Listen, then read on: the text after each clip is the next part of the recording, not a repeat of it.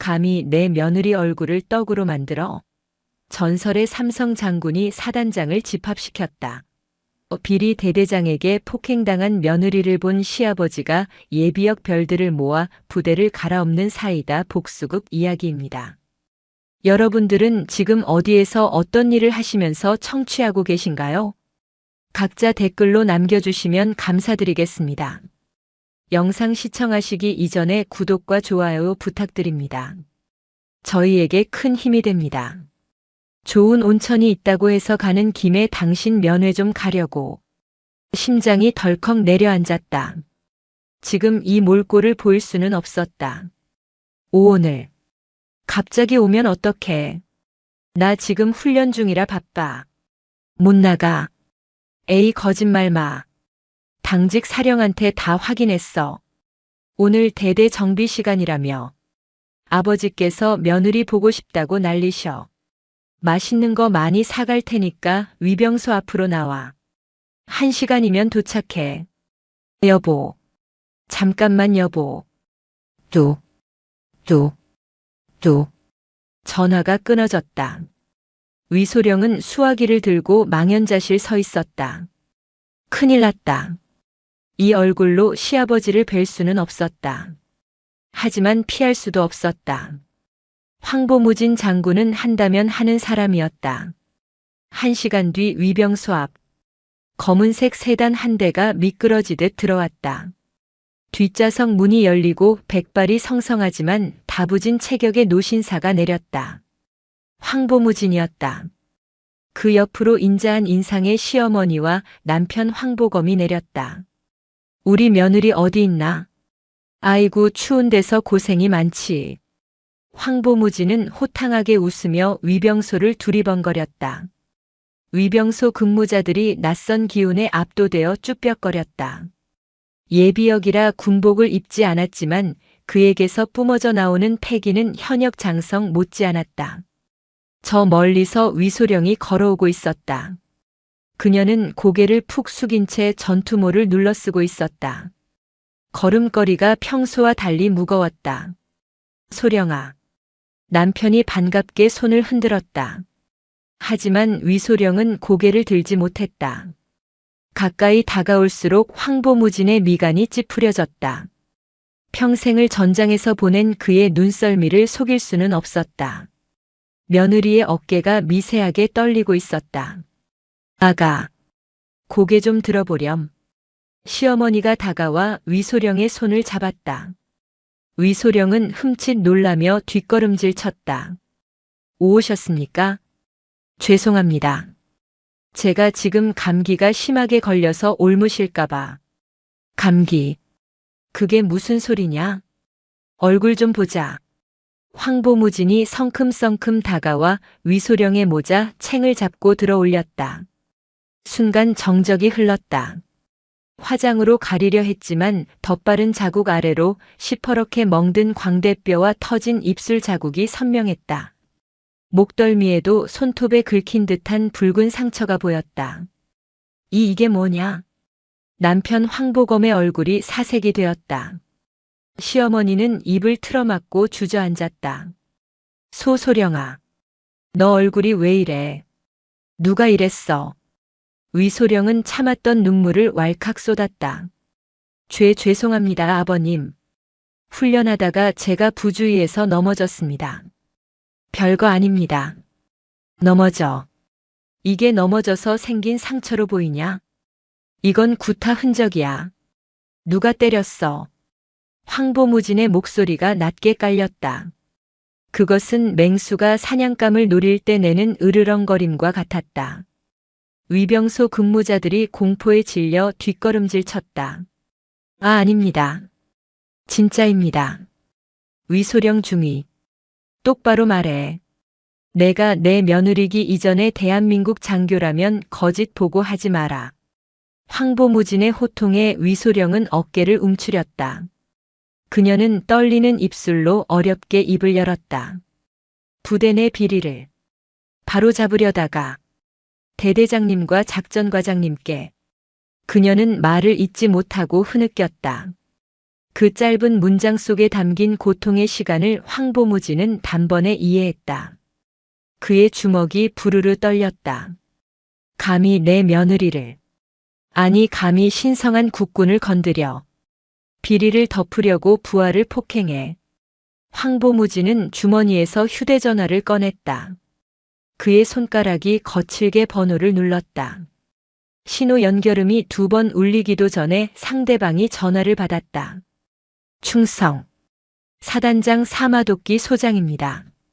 전화기 너머로 들려오는 목소리는 육군 제육보병 사단장 사마도끼 소장이었다. 그는 황보무진이 현역 시절 가장 아끼던 직계 후배였다. 사마 소장. 나다. 황보무진. 아 선배님. 아니 장군님. 평안하셨습니까? 어인일로 전화를 다 주셨습니까? 너 지금 어디냐? 집무실에 있습니다. 당장 튀어와. 네. 지금 당장 내 차 타고 대대 위병소 앞으로 튀어오라고. 10분 준다. 안 그러면 내 놈 목을 비틀어 버릴 줄 알아. 자 장군님. 갑자기 그게 무슨. 잔말 말고 와. 와서 내 눈으로 똑똑히 봐라. 내 부하들이 무슨 짓거리를 하고 있는지. 뚝. 전화가 끊어졌다. 황보무진은 휴대폰을 주머니에 쑤셔 넣고 위병소를 노려보았다. 그의 눈에서 파란 불꽃이 튀었다. 거마. 차에서 구급상자 가져와라.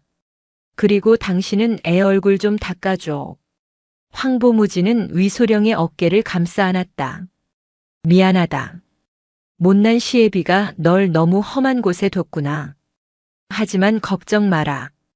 오늘부로 이 부대는 내가 뒤집어 놓을 테니까. 잠시 후 멀리서 사단장 성판을 단 지프차가 미친 듯이 흙먼지를 일으키며 달려오고 있었다. 복수의 서막이 올랐다. 강원도 철원의 칼바람보다 더 차가운 침묵이 위병소를 감쌌다. 흙먼지를 일으키며 달려온 사단장 지프차가 급제동하며 멈춰섰다. 운전병이 황급히 내려 뒷문을 열기도 전에 문이 벌컥 열렸다. 전투복 차림의 사내 육군 제육보병 사단장 사마도끼 소장이었다. 그는 베레모를 고쳐 쓸 새도 없이 황보무진 앞으로 뛰어와 부동자세를 취했다. 충성. 사단장 사마도끼. 선배님의 부름을 받고 달려왔습니다. 우렁찬 경례 구호가 위병소의 정막을 깨뜨렸다. 위병소 근무 서던 병사들의 눈이 휘둥그레졌다. 하늘 같은 사단장이 민간인 노인에게 90도로 허리를 굽히고 있었다. 황보무진은 뒷짐을 진 채 사마도끼를 내려다보았다. 그의 눈빛은 여전히 싸늘했다. 사마 소장. 자네 부대가 아주 개판이더군. 시정하겠습니다. 무슨 일인지 말씀만 주십시오. 눈이 있으면 똑바로 봐라. 저게 자네 부하들 작품이다. 황보무진이 턱끝으로 위소령을 가리켰다. 사마도끼의 시선이 위소령에게 향했다. 순간 그의 눈동자가 흔들렸다. 위소령은 사단장의 시선을 피하며 고개를 숙였다. 하지만 퉁퉁 부어오른 볼과 입가의 피딱지는 숨길 수 없었다. 사마도끼는 위소령이 황보무진의 며느리라는 사실을 알고 있었다. 과거 황보무진의 저녁식에서 봤던 단아하고 총기 넘치던 위중위의 모습은 온데간데 없고 폐잔병 같은 몰골만이 남아있었다. 이건. 사마도끼의 얼굴이 붉게 달아올랐다. 당혹감과 분노가 뒤섞인 표정이었다. 직계 선배의 며느리가 자신의 예하부대에서 폭행을 당했다. 이것은 단순히 하극상의 문제가 아니었다. 군의 기강이 뿌리째 썩었다는 증거였다. 누가 이랬습니까? 사마도끼가 낮게 으르렁거렸다. 위소령은 입술을 깨물며 침묵했다. 황보무진이 대신 입을 열었다. 대대장 마동석. 그리고 작전과장. 마 중령 그 작자가 말입니까? 지금 당장 그놈들 내 눈앞에 끌고 와. 사이렌 울리지 말고 조용히 호출해. 쥐새끼들 도망 못 가게. 사마도끼는 즉시 전속 부관을 불렀다. 대대장실에 연락해. 사단장 방문했다고 알리지 말고 위병소에 민원인 왔으니 대대장이 직접 나와서 응대하라고 전해. 작전과장 대동해서 지금 당장 튀어오지 않으면 영창 보낸다고 해. 부관이 다급히 무전을 쳤다. 한편 대대장실. 마동석 중령은 소파에 비스듬히 누워 텔레비전을 보고 있었다. 탁자 위에는 기름진 족발과 소주병이 뒹굴고 있었다. 작전과장 조갑질 소령이 마 중령의 잔에 술을 따랐다. 충성. 대대장님. 위병소에서 연락 왔습니다. 악성 민원인이 와서 난동을 부린답니다. 대대장님 나오시라고 난리랍니다. 어떤 미친놈이 일요일에 남의 부대 와서 행패야. 위병소 애들은 뭐해? 경찰 불러서 쫓아내지 않고. 그게 나이가 지긋한 노인네라는데 막무가내랍니다. 자기가 장군 출신이라면서 대대장 나오라고 고래고래 소리를 지른답니다. 마동석이 콧방귀를 꼈다. 장군 출신. 지나가던 개가 웃겠다. 동네 치매 노인이겠지. 아 귀찮게 진짜. 야 조소령. 내가 가서 대충 달래서 보내. 안 가면 헌병 부른다고 겁 좀 주고. 알겠습니다. 제가 아주 싹을 잘라버리고 오겠습니다. 조갑질이 전투모를 쓰고 나갔다. 10분이 지나도 돌아오지 않았다. 마동석은 짜증 섞인 얼굴로 몸을 일으켰다. 일 처리를 어떻게 하는 거야? 그는 슬리퍼를 신은 채 어슬렁거려 밖으로 나갔다. 겨울 바람이 차가웠지만 술기운 때문에 춥지 않았다. 그는 담배를 하나 물고 위병소 쪽으로 걸어갔다. 멀리서 검은색 세단과 낯익은 지프차 한 대가 보였다. 저 지프차는 뭐지? 술에 취해 사리분별이 잘 되지 않았다. 마동석은 건들거리며 위병소 바리케이드 앞에 도착했다. 조갑질 소령이 어떤 노인 앞에서 쩔쩔매고 있는 모습이 보였다. 야 조소령. 뭐하고 있어? 빨리 안 쫓아내고. 마동석이 큰 소리로 외쳤다. 그의 목소리에 조갑질이 사색이 되어 뒤를 돌아보았다. 조갑질의 눈빛이 오지 마십시오라고 말하고 있었지만 마동석은 눈치채지 못했다. 당신 뭐야? 여기가 어디라고 와서 행패야? 나 이 부대 대대장이야. 좋은 말로 할 때 집에 가쇼. 마동석은 황보무진의 얼굴을 향해 담배 연기를 내뿜었다. 황보무진은 미동도 하지 않았다. 그저 싸늘한 눈으로 마동석을 응시했다. 자네가 마동석인가? 그래, 내가 마동석이다. 넌 누군데 반말이야? 나이 먹었으면 곱게 늙을 것이지 어디서 꼰대짓이야. 그 순간이었다. 마동석의 시야 사각지대인 위병소 초소 뒤에서 누군가 걸어 나왔다. 마동석. 지옥에서 들려오는 듯한 목소리였다. 마동석은 고개를 돌렸다. 그리고 얼어붙었다. 베레모에 박힌 별 2개. 사단장 사마도끼 소장이 시뻘건 얼굴로 서 있었다. 마동석의 입에서 물고 있던 담배가 툭 떨어졌다. 사단장님. 이게 자식아. 경례 안 해. 사마도끼의 전투와 발이 마동석의 정강이를 걷어찼다. 억소리와 함께 마동석이 바닥에 나뒹굴었다. 슬리퍼 한 짝이 하늘로 날아갔다. 너 지금 누구한테 담배 연기를 뿜어? 내 눈에는 저분이 그냥 노인네로 보이냐? 마동석은 영문을 몰라 허둥지둥 일어났다. 술이 확 깼다. 죄송합니다. 사단장님께서 여기 계신 줄 몰랐습니다. 이 노인. 아니 이분이 누구신지. 내 선배님이시다. 그리고 내가 괴롭힌 위소령 중위의 시아버님이시고 전 육군 3군 단장 황보무진 장군님이시다. 마동석의 얼굴에서 핏기가 완전히 사라졌다. 다리가 후들거려 서 있을 수가 없었다. 3군 단장 황보무진. 전설적인 전쟁 영웅이자 군내에서 가장 무서운 호랑이로 불렸던 인물. 자신이 건드린 부하의 시아버지가 바로 그 사람이었다니. 황보무진이 천천히 마동석 앞으로 다가왔다. 그는 바닥에 떨어진 담배꽁초를 지시겨 껐다. 마중령. 군인이 민간인을 위협하고 근무 중에 음주를 해. 게다가 부하를 폭행하고 가혹행위를 일삼아. 내가 입고 있는 그 군복이 부끄럽지도 않나. 자 장군님. 오해입니다. 저는 그저 훈육 차원에서. 훈육. 여자의 얼굴을 저 지경으로 만드는 게 훈육인가. 황보무진의 고함 소리가 벼락처럼 떨어졌다. 마동석은 바닥에 머리를 박았다. 옆에 있던 조갑질 소령도 이미 무릎을 꿇고 벌벌 떨고 있었다. 황보무진은 위소령을 불렀다. 아가, 이리 와보렴. 위소령이 주저하며 다가왔다. 이놈들이 내 얼굴을 이렇게 만든 놈들이 맞느냐.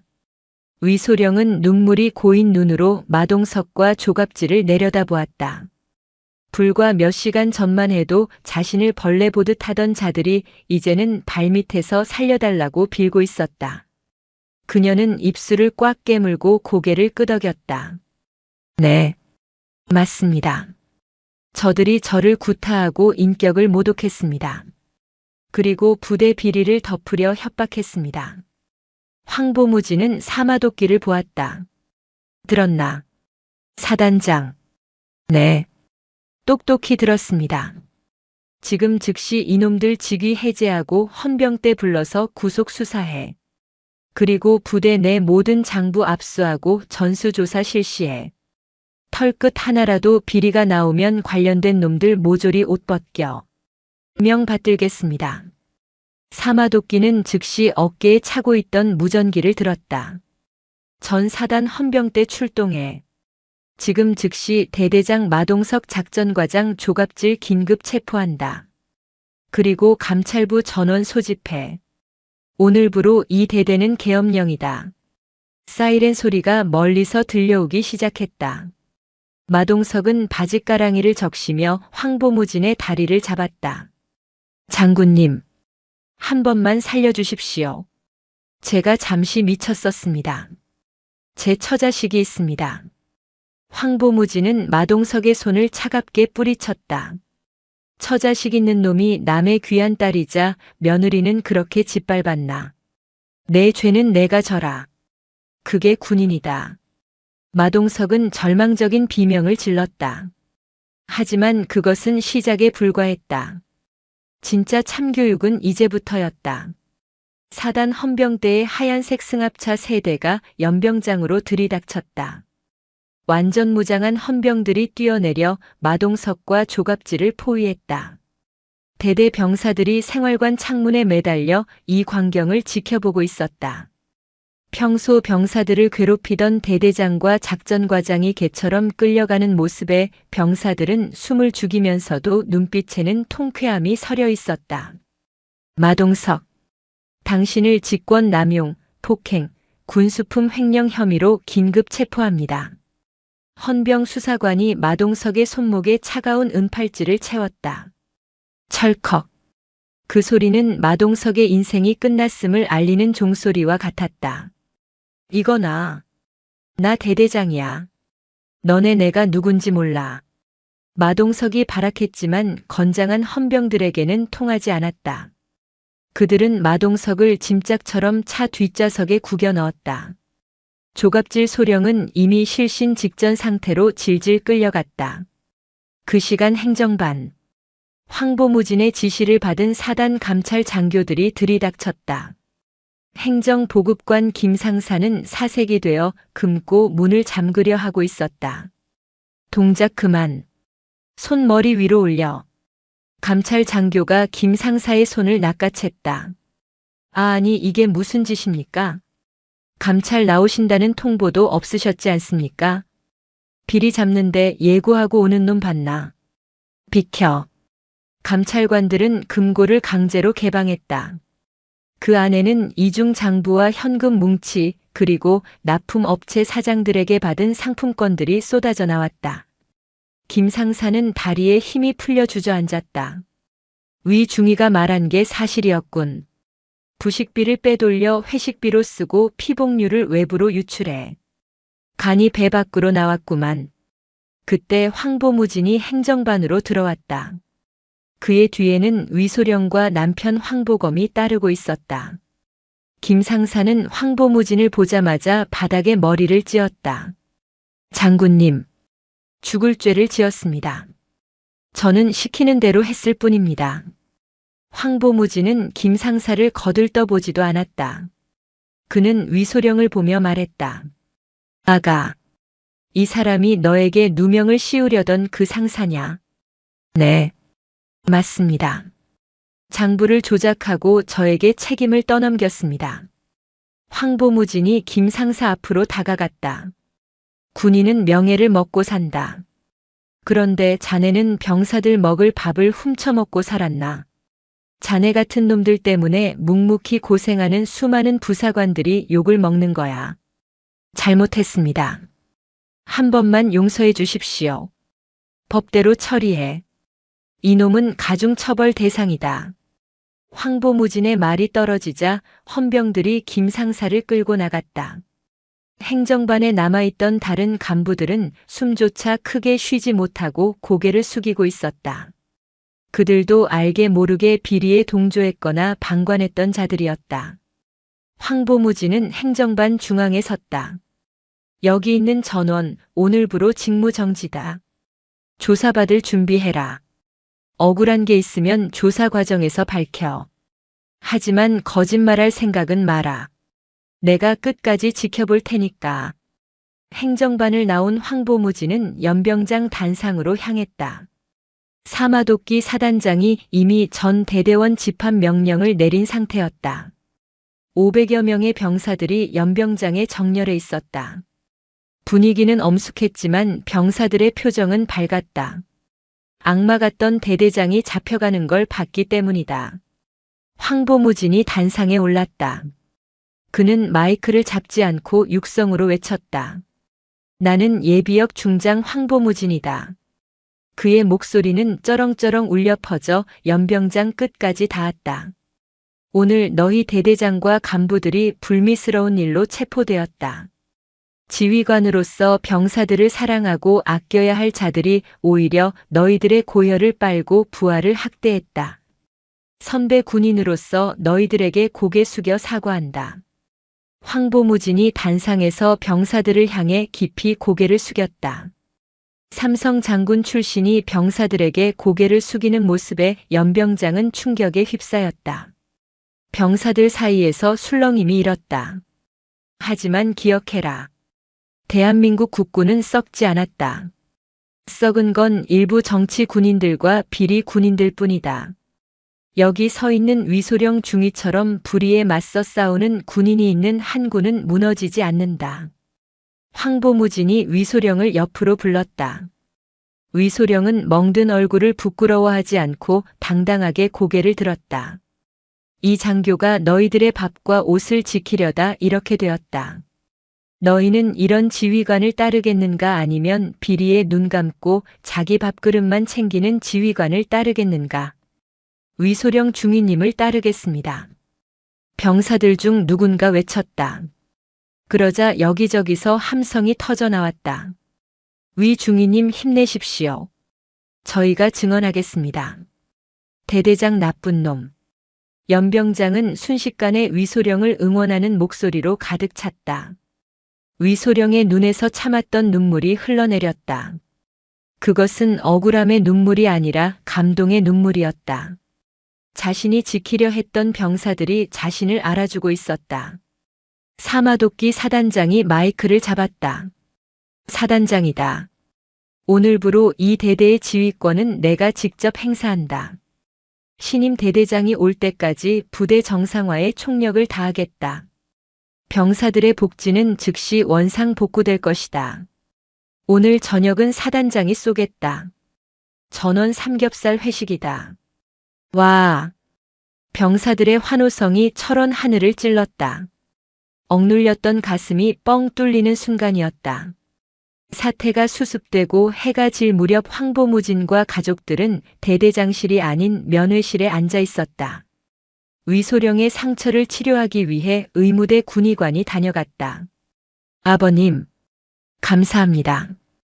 저 때문에 아버님 명예에 누를 끼친 것 같아 죄송합니다. 위소령이 고개를 숙였다. 황보무진은 따뜻한 미소를 지으며 며느리의 손을 잡았다. 누를 끼치다니. 천만의 말씀이다. 내가 자랑스럽다. 내가 30년 군 생활하면서 받은 훈장보다 오늘 내가 보여준 용기가 더 빛난다. 너는 진정한 군인이다. 여보, 진짜 멋있었어. 당신이 내 아내라는 게 너무 자랑스러워. 남편 황보검이 위소령을 꼭 안아주었다. 시어머니도 눈물을 훔치며 며느리의 등을 토닥였다. 그래도 몸조리 잘해야 한다. 흉지면 안 돼. 걱정 마세요, 어머니. 이 상처는 훈장이니까요. 위소령이 처음으로 환하게 웃었다. 멍든 얼굴이었지만 그 미소는 그 어떤 보석보다 아름다웠다. 그때 면회실 문이 조심스럽게 열렸다. 쭈뼛거리며 들어온 것은 앳된 얼굴의 이등병이었다. 손에는 따뜻한 캔커피가 들려 있었다. 저 위중위님. 김이병. 무슨 일이니? 저기 이거. 저희 소대원들이 돈 모아서 뽑았습니다. 지켜주셔서 감사합니다. 김이병이 캔커피를 내밀고 도망치듯 나갔다. 위소령은 따뜻한 캔커피를 손에 쥐었다. 온기가 손바닥을 타고 가슴으로 전해졌다. 황보무진이 흐뭇하게 웃었다. 보거라. 이게 바로 군인으로 사는 맛이지. 권력이나 계급이 아니라 사람의 마음을 얻는 것. 그게 진짜 리더십이다. 창밖으로 붉은 노을이 지고 있었다. 썩어 문드러진 부대는 이제 새로운 태양과 함께 다시 태어날 준비를 하고 있었다. 하지만 이야기는 여기서 끝이 아니었다. 마동석의 배후에는 더 큰 거물이 숨어 있었다. 군수 사령부 깊숙한 곳에 뿌리 박힌 검은 카르텔. 황보무진과 위소령의 전쟁은 이제 막 시작되었을 뿐이다. 철원의 겨울밤은 길고도 혹독했다. 사단 헌병대 조사실의 창문은 이중창이었지만 바깥에서 몰아치는 칼바람 소리를 완전히 차단하지 못했다. 윙윙거리는 바람 소리는 마치 억울하게 죽어간 영혼들의 통곡처럼 들렸다. 취조실 안. 백열등 하나가 덩그러니 켜져 있었다. 그 아래 마동석 중령이 앉아 있었다. 불과 하루 전만 해도 대대장이라는 직함 아래서 제왕처럼 군림하던 사내의 모습은 온데간데 없었다. 계급장이 뜯겨나간 전투복은 볼품 없었고 헝클어진 머리카락 사이로 흐르는 식은땀이 그의 공포를 대변했다. 마동석. 취조를 맡은 육군 수사단 소속 나독사 소령이 차갑게 불렀다. 이름처럼 독사 같은 눈매를 가진 그는 헌병대 내에서도 한 번 물면 절대 놓지 않는 저승사자로 유명했다. 물 좀 주시오. 마동석이 갈라진 목소리로 애원했다.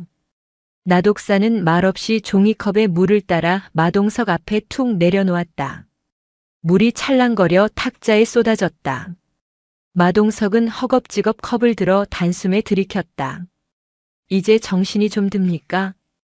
당신 집과 개인 금고에서 나온 현금만 5억 원입니다. 군수품 빼돌린 장부는 이미 확보했고 김 상사가 모든 것을 자백했습니다. 당신이 시켰다고. 김 상사 그 자식이 배신을 해? 배신이 아니라 살 길을 찾은 겁니다. 이제 당신 차례입니다. 이 5억 원. 대대장 월급으로 모을 수 있는 돈이 아닙니다. 그리고 빼돌린 부식과 유류가 흘러들어간 곳, 단순히 동네 고물상이 아니더군요. 어디입니까? 배후가 누구입니까? 나독사가 책상을 쾅 내려쳤다. 마동석의 어깨가 움찔했다. 나 혼자 한 거야. 내가 다 먹었어. 알잖아. 내가 욕심이 좀 많은 거. 거짓말 마십시오. 당신 계좌 내역을 추적해보니 정기적으로 특정 법인 명의로 돈이 세탁되어 들어갔다가 다시 누군가에게 송금된 흔적이 나왔습니다. 청송 유통. 군납업체로 위장한 페이퍼 컴퍼니 맞죠? 그 뒤에 누가 있습니까? 마동석의 동공이 지진이 난 듯 흔들렸다. 그는 입을 굳게 다물었다. 말하면 죽는다. 여기서 징역을 사는 것이 차라리 낫다. 그분의 이름을 입에 올리는 순간 자신뿐만 아니라 가족의 안위조차 장담할 수 없었다. 말 못합니다. 차라리 날 죽이시오. 그 시각 위소령 중위는 대대 행정반으로 복귀했다. 부대의 공기는 완전히 바뀌어 있었다. 병사들의 눈빛에는 생기가 돌았고 어디선가 억눌려 있던 웃음소리가 들려왔다. 그녀가 행정반 문을 열고 들어서자 분주하게 움직이던 병사들과 간부들이 일제히 하던 일을 멈추고 기립했다. 충성. 중위님 오셨습니까? 경례 구호가 그 어느 때보다 우렁찼다. 위소령은 쑥스러운 듯 고개를 숙였다. 멍든 얼굴은 아직 다 낫지 않았지만 그녀의 눈빛은 그 어느 때보다 맑고 강인했다. 다들 앉아요. 업무 계속합시다. 그녀는 자신의 자리로 돌아갔다. 책상 위에는 누군가 가져다 놓은 따뜻한 유자차 한 잔과 익명의 쪽지들이 수북했다. 존경합니다. 감사합니다. 힘내세요. 삐뚤빼뚤한 글씨들이 그녀의 가슴을 울렸다. 하지만 감상에 젖어 있을 시간이 없었다. 황보무진 장군, 아니 시아버님의 말씀이 뇌리를 스쳤다. 꼬리를 잡았으니 이제 머리를 찾아야 한다. 마동석은 하수인일 뿐이야. 위소령은 마동석이 쓰던 대대장실로 향했다. 헌병대가 이미 압수수색을 마친 뒤라 방 안은 난장판이었다. 서류들이 바닥에 뒹굴고 액자들은 깨져 있었다. 그녀는 장갑을 끼고 바닥에 흩어진 서류들을 하나하나 줍기 시작했다. 헌병대도 놓친 무언가가 있을지 모른다. 그녀는 꼼꼼했다. 마동석의 습관, 그가 결제 서류를 볼 때마다 무심코 하던 행동들을 기억해냈다. 대대장님은 항상 중요한 전화를 받을 때면 창가 쪽 난초 화분을 만지작거렸지. 위소령의 시선이 창가에 놓인 동양난 화분으로 향했다. 흙이 말라 비틀어진 난초였다. 헌병대도 화분까지는 뒤져보지 않은 듯 했다. 그녀는 조심스럽게 화분으로 다가가 흙을 파내보았다. 뿌리 사이로 흙이 묻은 작은 비닐팩이 보였다. 심장이 쿵쾅거렸다. 비닐팩 안에는 작은 메모리 칩 하나가 들어있었다. 이거다. 직감적으로 알 수 있었다. 이것은 마동석이 만약을 대비해 숨겨둔 보험이었다.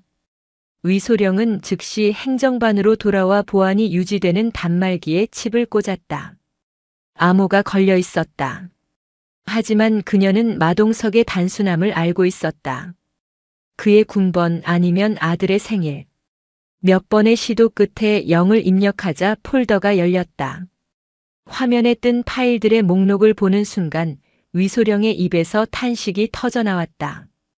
군수사령부 상납 내역, 독고윤 중장 접대 리스트, 불량 방탄복 납품 계약서. 그것은 단순한 횡령 장부가 아니었다. 대한민국 육군의 군수 시스템 전체를 뒤흔들 핵폭탄이었다. 그리고 그 정점에 있는 이름. 독고윤. 육군 군수사령관이자 현역 중장. 위소령의 손이 떨렸다. 마동석 뒤에 숨어있던 거물은 바로 군의 보급을 총괄하는 별색 중장이었던 것이다. 황보무진 장군과 동급의 계급이자 현역 실세 중의 실세. 그때였다. 행정반 전화가 울렸다. 발신자 표시 제한. 통신 보안. 중위 위소령입니다. 물건을 찾았나 보군. 기계로 변조된 섬뜩한 목소리였다. 위소령은 본능적으로 주위를 둘러보았다. 아무도 없었다. 누구십니까? 그 칩을 가지고 당장 부대 밖으로 나와. 혼자서. 헌병대에 알리거나 허튼 수작을 부리면 내 남편이 근무하는 부대에서 불미스러운 사고가 일어날 거야.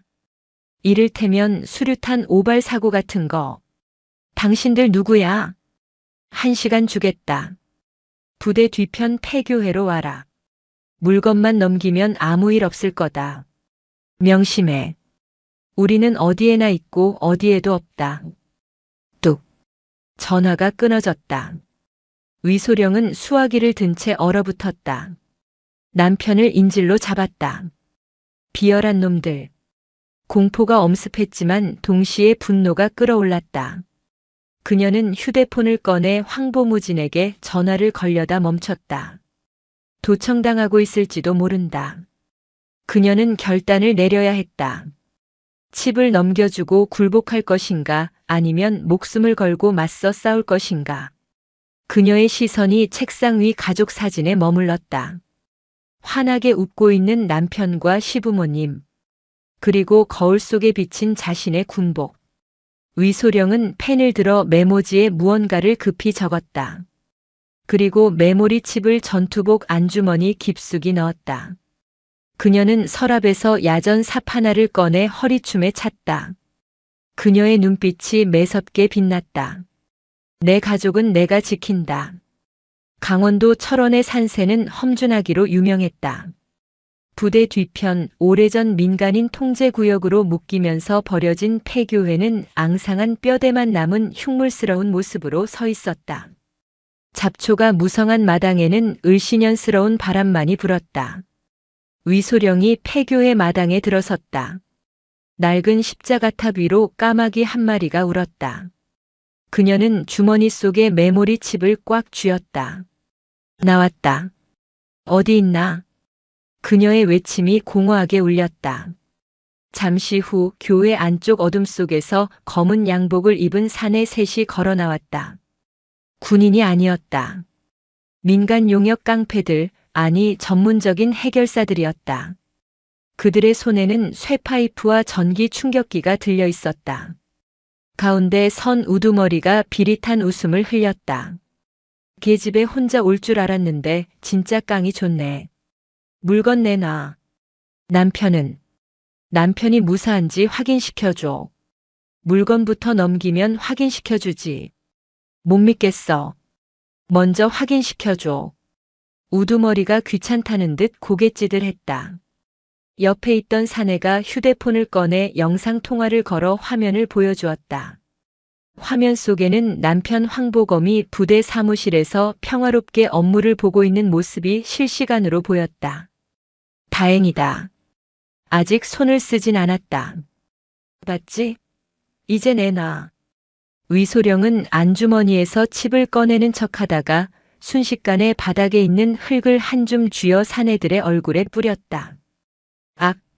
사내들이 눈을 부여잡고 주춤하는 사이 위소령은 뒤도 돌아보지 않고 달렸다. 도망치는 것이 아니다. 유인하는 것이다. 이곳은 그녀의 홈그라운드였다. 그녀는 매일 아침 구보로 이 산길을 달렸다. 어디에 돌이 있고 어디가 낭떠러지인지 눈을 감고도 알 수 있었다. 전연잡아. 놓치면 우리가 죽어. 해결사들이 고함을 지르며 뒤쫓아왔다. 위소령은 가쁜 숨을 몰아쉬며 산길을 뛰어올랐다. 심장이 터질 것 같았지만 멈출 수 없었다. 그녀는 미리 봐둔 좁은 바위 틈새로 몸을 날렸다. 덩치 큰 사내들은 쉽게 들어올 수 없는 지형이었다. 하지만 그녀는 간과했다. 그들이 단순한 깡패가 아니라는 것을. 탕! 날카로운 파열음과 함께 위소령의 발치에 흙먼지가 튀었다. 소음기를 장착한 권총이었다. 대한민국 한복판에서 민간인이 총기를 사용하다니. 이들은 상상을 초월하는 조직이었다. 거기 숨은 거 다 안다. 나오지 않으면 다음은 머리다. 위소령은 바위 뒤에 몸을 숨기고 거친 숨을 골랐다. 야전 삽자루를 꽉 쥐었다. 식은땀이 등을 타고 흘렀다. 절체절명의 위기. 그때였다. 투투투투투. 하늘에서 굉음이 들려왔다. 헬기 소리였다. 해결사들이 당황하여 하늘을 올려다보았다. 500MD 공격 헬기 한 대가 저공 비행으로 폐교의 상공을 선회하고 있었다. 헬기의 측면에는 육군 제6보병사단 마크가 선명했다. 그리고 확성기를 통해 굵직한 목소리가 터져나왔다. 여기는 육사단장 사마도끼 소장이다. 너희들은 지금 포위됐다. 즉시 무기를 버리고 투항하라. 저항하면 사살한다. 사마도끼였다. 위소령이 행정반을 나서기 전 책상에 남겨둔 메모, 폐교회, 함정, 구조바람을 당직병이 발견하고 즉시 보고했던 것이다. 사단장은 보고를 받자마자 지체 없이 헬기를 띄웠다. 해결사들은 당황했다. 군 헬기가 뜰 줄은 몰랐던 것이다. 젠장 튀어. 그들이 도망치려 했지만 이미 지상에는 헌병대 특수임무대 SDT 장갑차가 흙먼지를 일으키며 올라오고 있었다. 검은 대테러복을 입은 대원들이 레페를 타고 내려와 순식간에 그들을 제압했다. 꼼짝 마. 상황은 순식간에 종료되었다. 바위 뒤에서 나온 위소령은 다리에 힘이 풀려 주저앉았다. 헬기가 착륙하고 사마도끼 사단장이 뛰어내려왔다. 그는 헬멧도 쓰지 않은 채 위소령에게 달려왔다. 위중위, 괜찮나? 사단장님, 미안하다. 내 관할 구역에서 이런 일이 벌어지게 하다니. 면목이 없다. 사마도끼는 자신의 야전 상의를 벗어 위소령에게 덮어주었다. 위소령은 떨리는 손으로 품속의 메모리 칩을 꺼내 사단장에게 건넸다. 이것 때문에. 사마도끼는 칩을 받아들고 비장한 표정으로 고개를 끄덕였다. 수고했다. 이제부터는 내가 맡겠다. 같은 시각 서울. 예비역 중장 황보무진은 남산의 한 안가에 있었다. 창밖으로 서울의 야경이 내려다 보이는 고풍스러운 방. 그의 앞에는 낡은 전화기 한 대가 놓여 있었다. 그는 며느리가 위험에 처했다는 소식을 듣고 경로했지만 철원으로 달려가는 대신 이곳으로 왔다. 적의 심장을 찌르기 위해서는 더 큰 칼이 필요했기 때문이다. 그는 수첩을 꺼냈다. 빛바랜 가죽 수첩 안에는 그가 평생 군 생활을 하며 맺은 인연들의 연락처가 적혀 있었다. 그는 천천히 번호를 눌렀다. 나다. 황보무진이다. 자네 아직 총 쏘는 법 안 잊어버렸지?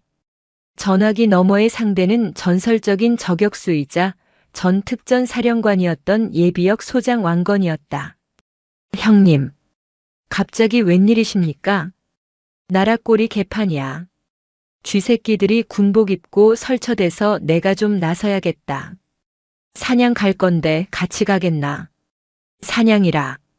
좋죠. 몸이 근질근질하던 참이었습니다. 사냥감은 뭡니까? 멧돼지 한 마리. 아주 탐욕스러운 놈이지. 황보무진은 전화를 끊고 다음 번호를 눌렀다. 이번에는 미친 소라 불리던 전 기갑여단장, 예비역 준장 마석도였다. 마 장군. 탱크 시동 걸어라. 충성. 형님 전쟁 났습니까? 비슷해. 군수사령부 털러 간다. 황보무진의 눈에서 파란 불꽃이 일었다. 현역 시절 누구도 건드리지 못했던 호랑이가 긴 잠에서 깨어나고 있었다. 그는 단순한 복수가 아니라 대한민국 군대의 썩은 뿌리를 뽑아버릴 작정이었다. 그날 밤 전국에 내로라 하는 예비역 장성들이 하나둘씩 짐을 싸기 시작했다. 골프채 대신 낡은 군장을, 양복 대신 예비군복을 꺼냈다. 그들의 가슴 속에는 아직 식지 않은 현역보다 더 뜨거운 용암이 끓고 있었다. 제6장. 별들의 귀환, 폭풍 전야일. 대전 유성구 육군 군수사령부 인근의 고급 요정 청운각. 은밀한 방 안에서는 가야금 소리가 울려 퍼지고 상다리가 부러질 듯한 진수성찬이 차려져 있었다. 그 상석에 앉은 남자는 육군 군수사령관 독고윤 중장이었다.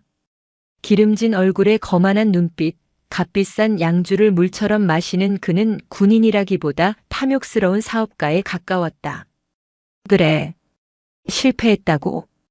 독고윤이 젓가락으로 집은 회 한 점을 입에 넣으며 심드렁하게 물었다. 그의 앞에는 검은 양복을 입은 사내 해결사들의 보스가 무릎을 꿇고 있었다. 죄송합니다. 갑자기 육사단 병력이 개입하는 바람에 쓸모없는 놈들. 일 처리를 그따위로 해. 내가 준 돈이 얼만데. 독고윤이 마시던 술잔을 사내의 얼굴에 던졌다. 쨍그랑 소리와 함께 사내의 이마에서 피가 흘렀다. 하지만 사내는 미동도 하지 않았다. 메모리 칩은 그것도 뺏겼나? 예.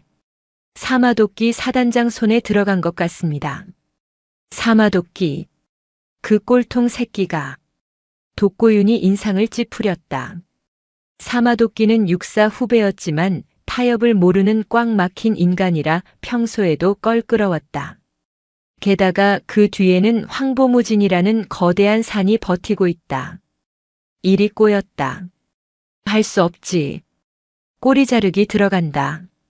마동석은 임마가. 감옥에서 자살한 걸로 처리해. 그리고 육사단 쪽은 내가 직접 손을 쓰지. 감찰관 보내서 칩이 조작되었다고 몰아붙이고 위소령 그 계집은 기밀 유출죄로 뒤집어 씌워. 독고윤은 사악한 미소를 지었다. 권력은 이럴 때 쓰라고 있는 것이다. 진실 따위는 힘있는 자가 만드는 것이니까. 하지만 독고윤은 꿈에도 몰랐다. 지금 자신의 요정 밖으로 어떤 무시무시한 힘이 몰려오고 있는지. 다음 날 아침 군수사령부 정문. 평화롭던 위병소 앞이 갑자기 소란스러워졌다. 관광버스 5대가 줄지어 도착하더니 문이 열리고 수십 명의 노인들이 내리기 시작했다. 하지만 그들은 평범한 노인이 아니었다. 베레모를 쓰고 가슴에는 훈장을 주렁주렁 단 예비역 군인들이었다. 그들의 선두에는 황보무진이 서 있었다. 그의 좌우로는 왕건 전 특전사령관과 마석도 전 기갑여단장이 호위하듯 섰다. 그리고 그 뒤로는 해병대 전 사령관, 공군 전 작전사령관 등 육해공을 망라한 예비역 스타들이 도열했다. 합쳐서 별이 50개가 넘는 말 그대로 별들의 군단이었다. 위병소 근무를 서던 헌병 중사가 기겁하며 뛰어나왔다. 어르신들, 여기는 군사보안 시설입니다. 이러시면 안 됩니다. 마석도 장군이 앞으로 나섰다. 칠순이 넘은 나이에도 바위 같은 근육을 자랑하는 그는 위병소 차단기를 한 손으로 잡고 흔들었다. 야, 이 녀석아. 내가 내 할아버지 군번이다. 어디서 길을 막아. 사령관 나오라고 해. 절차를 밟으셔야. 절차? 내가 바로 절차다. 전쟁 나면 절차 밟고 총 쏠 거냐? 황보무진이 손을 들어 마석도를 제지했다. 그리고 위병소 근무자에게 다가가 온화하지만 위험 있는 목소리로 말했다. 자네 사령관 독고윤에게 전하게. 선배들이 밥 한 끼 먹으러 왔다고. 문 열어. 그 기세에 눌린 헌병은 저도 모르게 차단기 버튼을 눌렀다.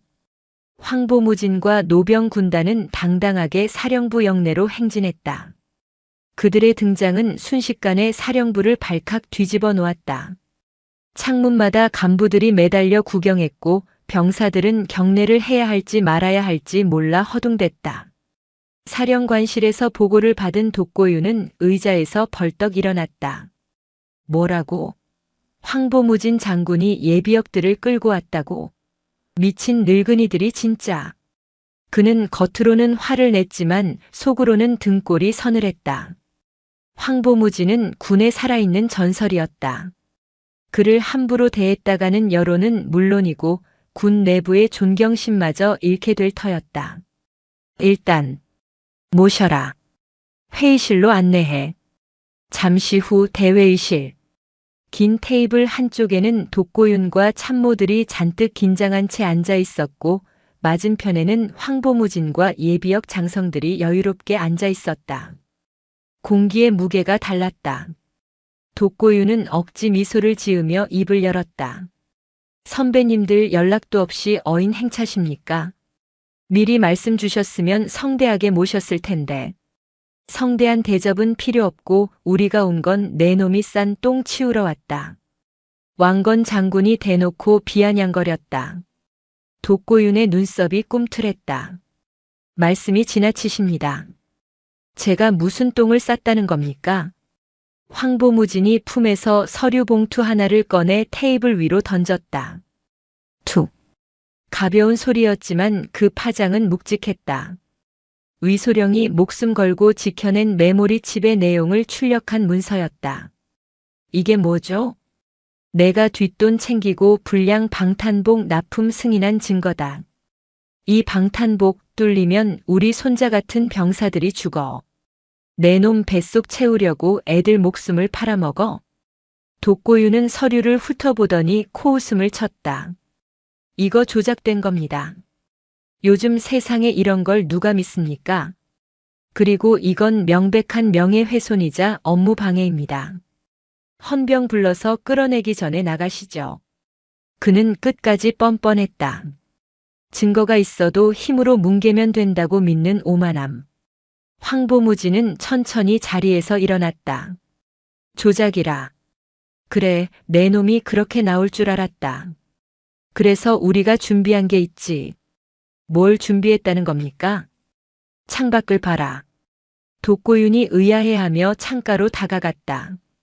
블라인드를 걷어 올린 순간 그의 눈이 휘둥그레졌다. 사령부 연병장에는 수십 대의 방송국 중계차와 드론이 떠 있었다. 그리고 정문 밖에는 군 비리 척결을 위한 시민연대와 예비역 단체 회원 수천 명이 피켓을 들고 시위를 벌이고 있었다. 황보무진이 들어오면서 미리 연락해둔 언론과 시민 단체들이었다. 지금 이 상황 전국에 생중계되고 있다. 내가 뱉은 말, 방금 내가 뻔뻔하게 부인하는 모습까지 왕건 장군 가슴에 달린 초소형 카메라로 다 나갔어. 왕건 장군이 자신의 훈장 사이에 숨겨진 렌즈를 가리키며 윙크를 했다. 뭐야? 독고윤은 사색이 되어 뒷걸음질 쳤다. 끝났다, 독고윤. 넌 군사법정이 아니라 국민의 심판을 받게 될 거다. 그때 회의실 문이 부서질 듯 열리고 국방부 검찰단 수사관들이 들이닥쳤다. 독고윤 중장, 당신을 뇌물수수 및 군납비리, 살인 교사 혐의로 체포합니다. 수사관들이 독고윤의 양팔을 결박했다. 이건 음모야. 내가 누군지 알아. 국방장관 연결해. 독고윤이 발악했지만 소용없었다. 황보무진은 끌려가는 독고윤의 귀에 대고 나지막이 속삭였다. 별은 하늘에 있을 때 빛나는 법이지. 땅에 떨어져 지늘게 뒹굴면 그건 그냥 돌멩이야.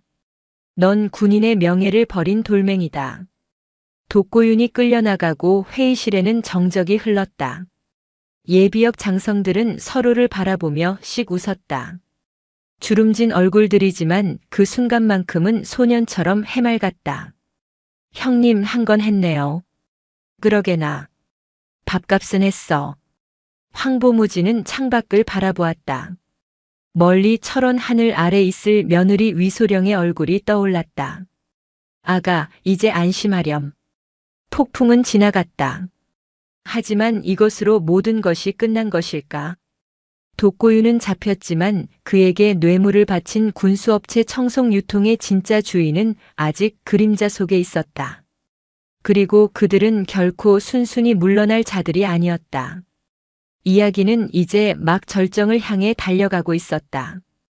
독고윤 중장의 구속은 시작에 불과했다. 대한민국 뉴스는 연일 군수 비리로 도배되었다. 그러나 정작 사건의 핵심인 뇌물의 출처, 청송유통의 실체는 안개 속에 있었다. 수사망이 좁혀오자 청송유통은 본사를 폐쇄하고 증발해버렸다. 마치 처음부터 존재하지 않았던 유령처럼. 강원도 철원군 갈마릅의 외딴 폐공장지대. 칠흑 같은 어둠 속에 검은색 승용차 한 대가 멈춰섰다. 차에서 내린 남자는 롱코트 깃을 세우고 주위를 살폈다. 그의 이름은 차도형. 청송유통의 회장이자 과거 정보사령부 공작관 출신으로 불명예 전역한 인물이었다.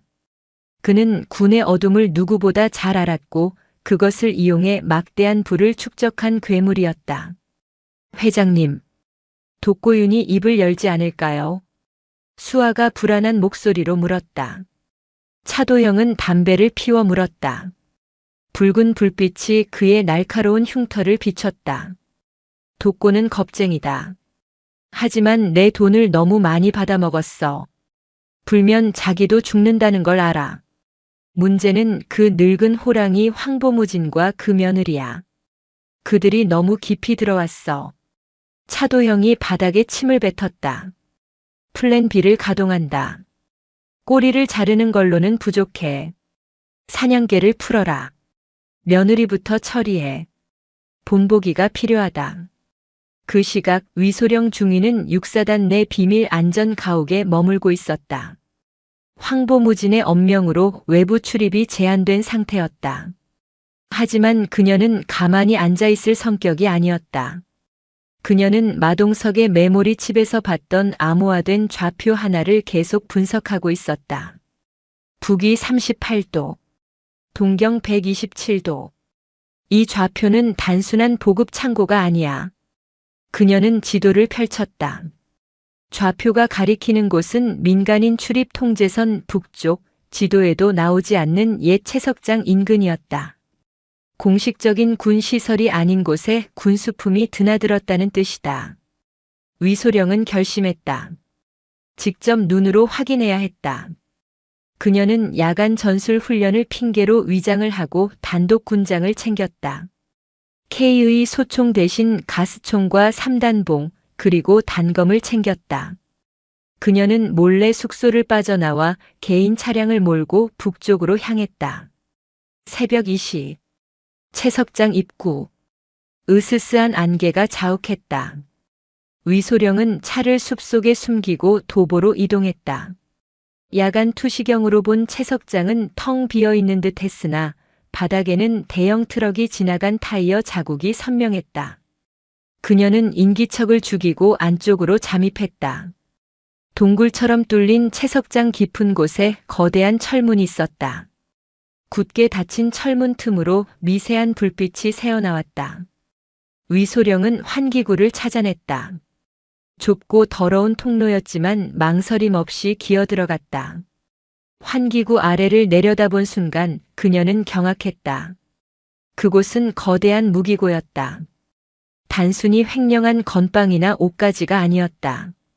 박격 포탄, 야간 투시경, 심지어 신형 드론까지 수천 개의 박스가 쌓여 있었다. 그리고 그 박스들에는 한글이 아닌 외국어가 적혀 있었다. 해외로 밀반출하려는 것이었다. 빨리 실어. 날 밝기 전에 항구로 보내야 해. 작업 반장의 고함 소리가 들렸다. 수십 명의 인부들이 바쁘게 움직이고 있었다. 그들 사이로 무장한 경비병들이 보였다. 그들의 총은 진짜였다. 위소령은 초소형 카메라를 꺼내 현장을 촬영하기 시작했다. 셔터 소리를 죽이고 연신 버튼을 눌렀다. 이것만 있으면 독고윤을 넘어 그 배후까지 모조리 잡아넣을 수 있다. 그때였다. 찍찍. 환기구 안에서 쥐 한 마리가 튀어나왔다. 깜짝 놀란 위소령이 몸을 움찔하다가 팔꿈치로 환기구 덮개를 건드렸다. 덜컹. 작은 소음이었지만 텅 빈 동굴 안에서는 천둥처럼 울렸다. 뭐야? 위를 봐. 경비병들의 전술 라이트가 일제히 환기구를 비췄다. 위소령은 눈이 부셔 고개를 돌렸다. 쥐새끼가 들어왔군. 잡아. 위소령은 환기구를 박차고 반대편 통로로 달렸다. 하지만 밖으로 나가는 길은 이미 차단되었다. 그녀는 환기구 덮개를 발로 차서 아래로 뛰어내렸다. 높이 3m. 낙법으로 착지한 그녀는 바로 앞에 있던 경비병의 명치를 걷어찼다. 경비병이 쓰러지자 위소령은 그의 손에서 무전기를 빼앗아 바닥에 던져 부쉈다. 거기서. 사방에서 경비병들이 몰려들었다. 위소령은 적재된 나무 상자 뒤로 몸을 숨겼다. 그녀는 심호흡을 했다. 수적으로 절대 열세. 하지만 그녀는 대한민국 육군 장교였다. 그녀는 주머니에서 연막탄을 꺼냈다. 훈련용이었지만 시야를 가리기에는 충분했다. 치익. 회색 연기가 순식간에 창고를 뒤덮었다. 콜록콜록. 안 보여. 쓰아. 그냥 갈겨. 탕탕탕. 총성이 난무했다. 위소령은 낮은 포복으로 이동하며 적의 다리를 공격했다. 3단봉이 경비병의 무릎을 강타했다. 뼈가 부러지는 소리와 비명이 연기 속에 섞였다. 그녀는 유령처럼 움직였다. 왼쪽에서 나타나 적을 쓰러뜨리고 오른쪽으로 사라졌다. 하지만 중과부적이었다. 덩치 큰 사내가 휘두른 쇠파이프가 위소령의 어깨를 스쳤다. 그녀는 고통을 참으며 뒤로 물러났다. 포위망이 좁혀오고 있었다. 그때 창고의 거대한 철문이 굉음과 함께 찌그러졌다. 쾅! 육군 54톤 트럭, 일명 다찌가 문을 부수고 돌진해 들어왔다. 트럭은 적재된 상자들을 밀어버리며 위소령 앞을 가로막았다. 운전석 문이 열리고 누군가 소리쳤다. 당장! 남편 황보검 소령이었다. 그는 아내가 사라진 것을 알고 위치 추적을 통해 여기까지 달려온 것이다. 위소령은 다찌 조수석으로 뛰어올랐다. 꽉 잡아. 황보검이 기어를 넣고 엑셀을 밟았다. 트럭은 경비병들을 위협하며 출구를 향해 질주했다. 총알이 트럭 뒷칸에 박혔지만 군용 트럭의 강철 프레임은 끄떡없었다. 여보, 어떻게 알고 왔어? 당신이 무모한 짓 할 줄 알았어. 아버지께도 연락드렸다. 지금 지원 병력 오고 있어. 트럭이 산길을 미친 듯이 내려갔다. 하지만 안심하기는 일렀다. 뒤에서 검은색 SUV 3대가 무서운 속도로 추격해오고 있었다.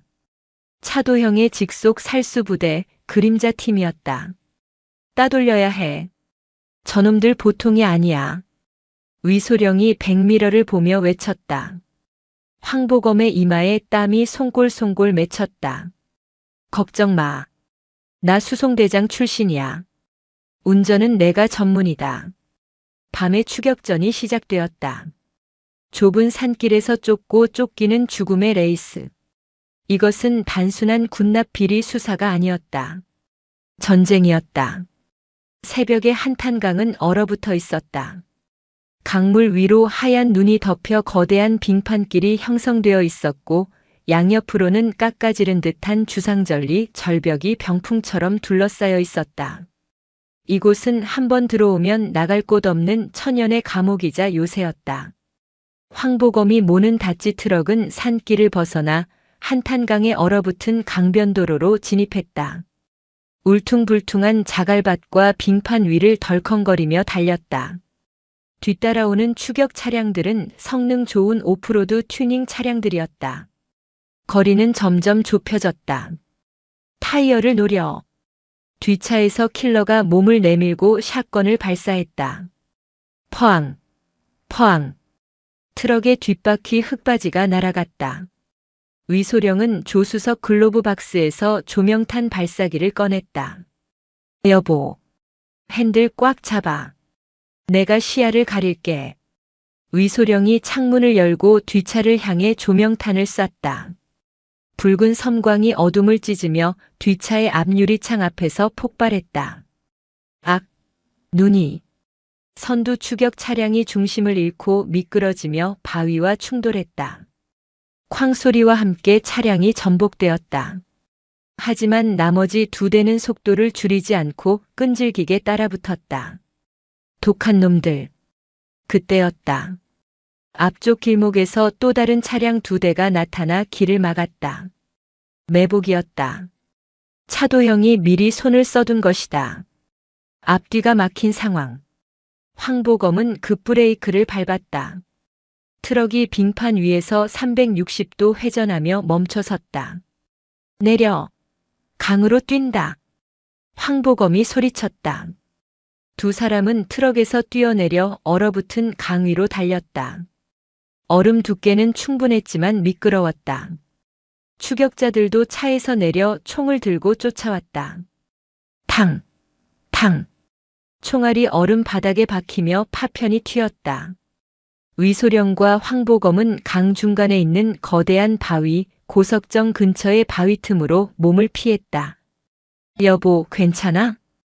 황보검이 위소령의 상태를 살폈다. 다행히 큰 부상은 없었다. 하지만 그들은 포위되었다. 적들은 약 10명. 전문적인 훈련을 받은 용병들이었다. 나오시지. 쥐새끼들. 어차피 도간에 든 쥐다. 용병 대장이 확성기로 떠들었다. 위소령은 주변을 살폈다. 깎아지른 절벽, 얼어붙은 강. 도망칠 곳은 없었다. 싸워야 했다. 여보, 당신 사격 실력 믿어. 위소령이 눈빛을 교환했다. 황보검은 고개를 끄덕였다. 그는 비전투 병과였지만 장교였다. 기본은 되어 있었다. 하지만 무기가 없었다. 위소령은 바위 틈에 숨겨져 있던 낚시꾼들이 버리고 간 쇠꼬챙이를 발견했다. 그리고 아까 챙겨온 최루 가스총. 놈들이 얼음 위라 뛰지 못해. 그게 약점이야. 위소령은 자신의 군화를 꽉 조였다. 그리고 바위 위로 기어 올라갔다. 저기 있다. 쓰아. 총알이 날아왔다. 위소령은 바위 뒤로 몸을 숨기며 가스총을 발사했다. 매운 연기가 용병들 쪽으로 날아갔다.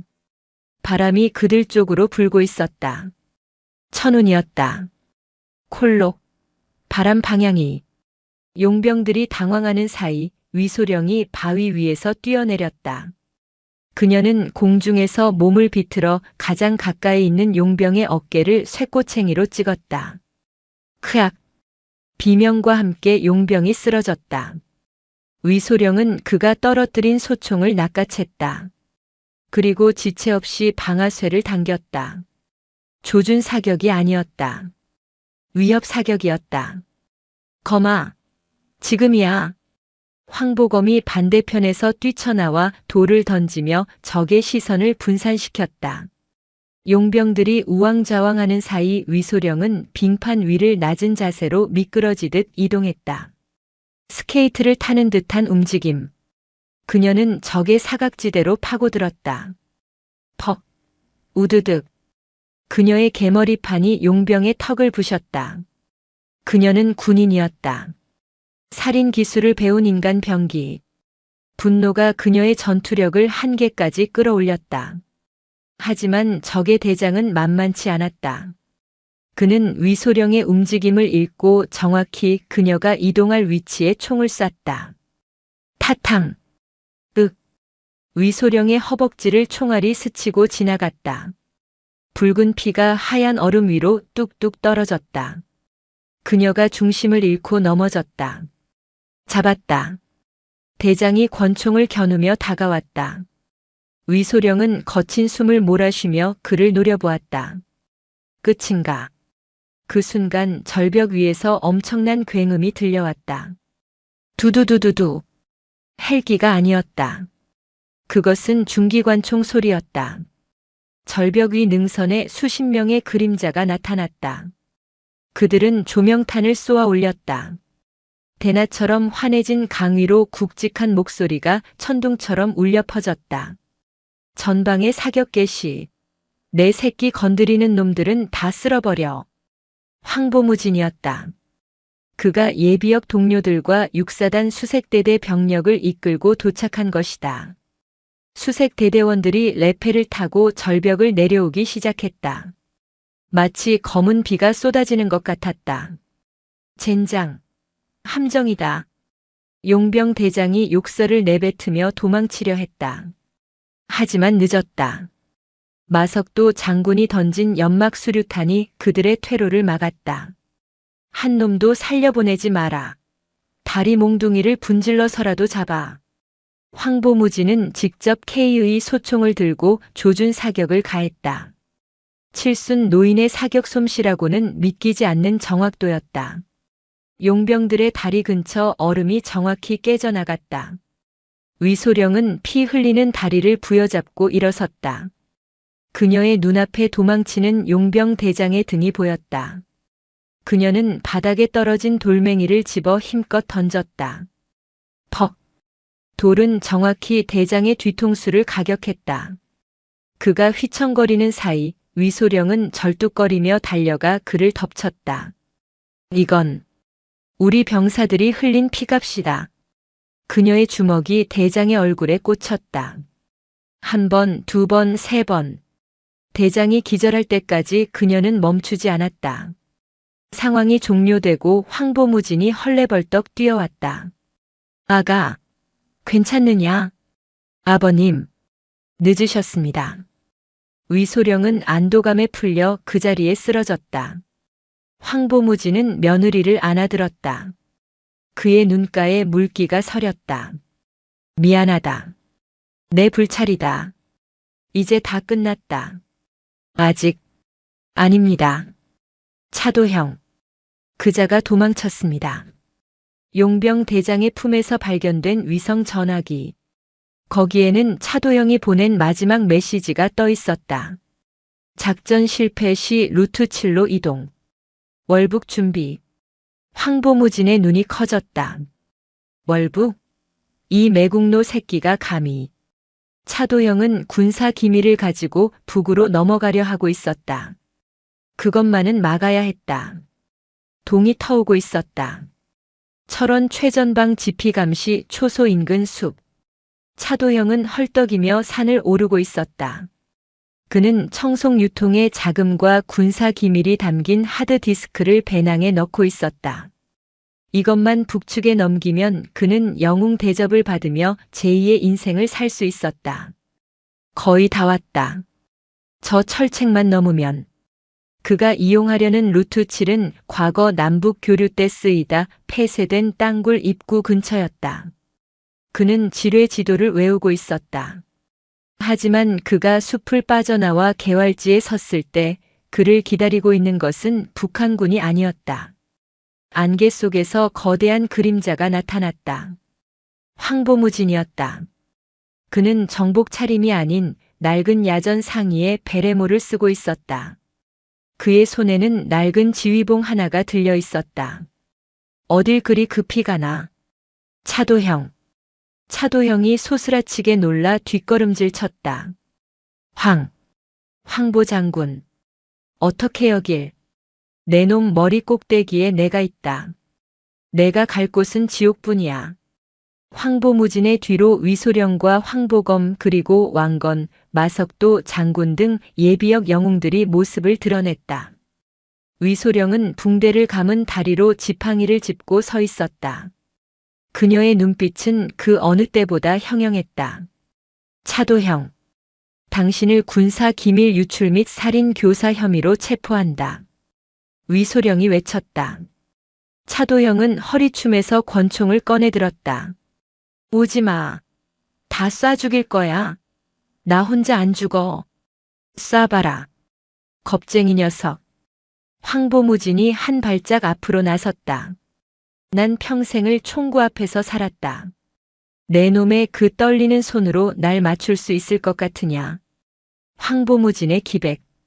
그것은 수십 년간 전장을 누빈 장수만이 가질 수 있는 아우라였다. 차도형은 압도당했다. 손이 심하게 떨렸다. 에잇! 차도형이 방아쇠를 당기려던 찰나 탕소리가 먼저 숲을 울렸다. 차도형의 권총이 손에서 튕겨나갔다. 왕건 장군이었다. 그는 나무 위에서 저격총을 내리며 껌을 씹고 있었다. 손모가지 날리기 전에 무릎 꿇어. 차도형은 비명을 지르며 바닥에 뒹굴었다. 손에서 피가 솟구쳤다. 으악! 황보무진이 천천히 걸어가 차도형의 멱살을 잡고 일으켜 세웠다. 내 며느리 얼굴에 상처를 입히고 내 조국을 팔아먹으려 해. 넌 재판받을 자격도 없다. 당장 여기서 즉결 처분하고 싶지만 황보무진은 분노를 억누르며 차도영을 바닥에 내동댕이 쳤다. 법의 심판을 받아라. 평생 감옥에서 썩으며 내 죄를 뉘우쳐라. 그게 너에게 줄 수 있는 가장 큰 고통이다. 그때 육사단 헌병대와 국정원 요원들이 현장에 도착했다. 차도영은 처참한 몰골로 끌려갔다. 그가 가져가려던 기밀 하드디스크는 위소령의 손에 회수되었다. 해가 완전히 떠올랐다. 아침 햇살이 철책선을 비췄다. 위소령은 황보무진 앞에 섰다. 아버님, 끝났습니다. 그래, 수고했다. 정말 고생 많았다. 황보무진은 위소령의 어깨를 두드려 주었다. 소령아, 너는 내가 본 군인 중에 최고다. 계급은 중위지만 내 용기는 장군감이야. 위소령의 눈에서 눈물이 흘렀다. 그동안의 서름과 고통, 그리고 공포가 씻겨 내려가는 듯 했다.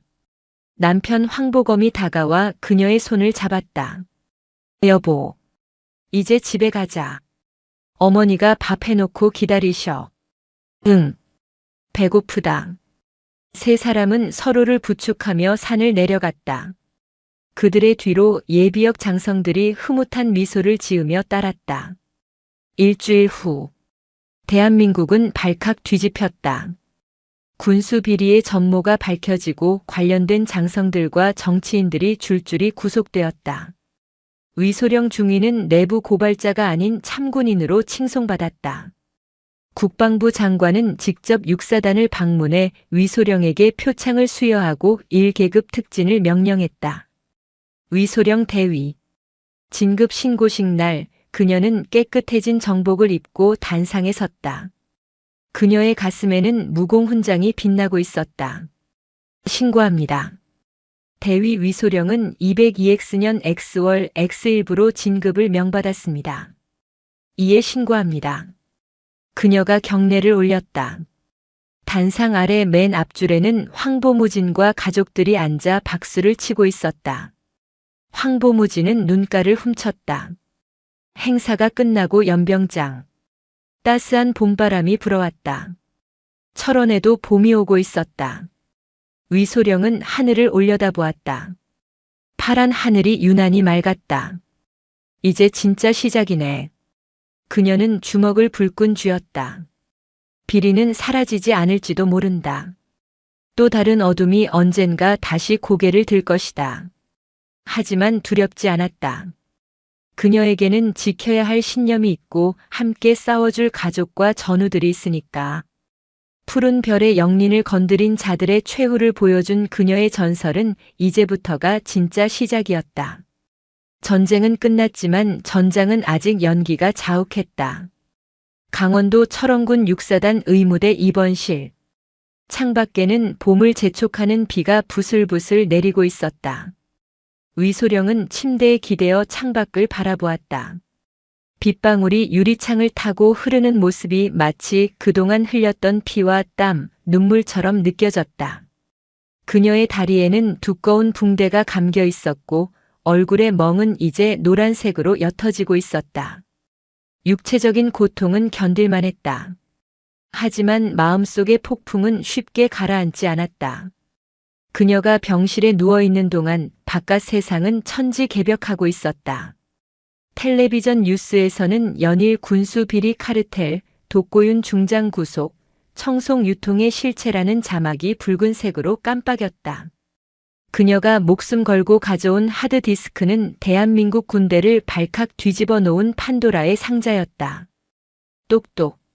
노크 소리와 함께 병실 문이 열렸다. 몸은 좀 어떠냐? 황보무진이었다. 그는 평소의 근엄한 표정 대신 손주를 바라보는 할아버지처럼 따뜻한 눈빛을 하고 있었다.